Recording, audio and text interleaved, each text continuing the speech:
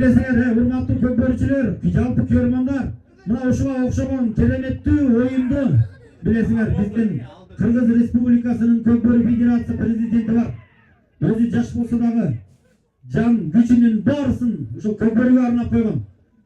Жунусалиев Рамиз Майрамбекович жетектеген жалпы команда ушул Көкбөрүнүн бүгүнкү демилгеси менен, ошол адамдын демилгеси менен мына былтыр билесиңер райондор аралык биринчилик өткөн республикалык даражада. Эми быйыл айыл аймактар арасында мына ушундай биринчиликти өткөзүү алдында турабыз.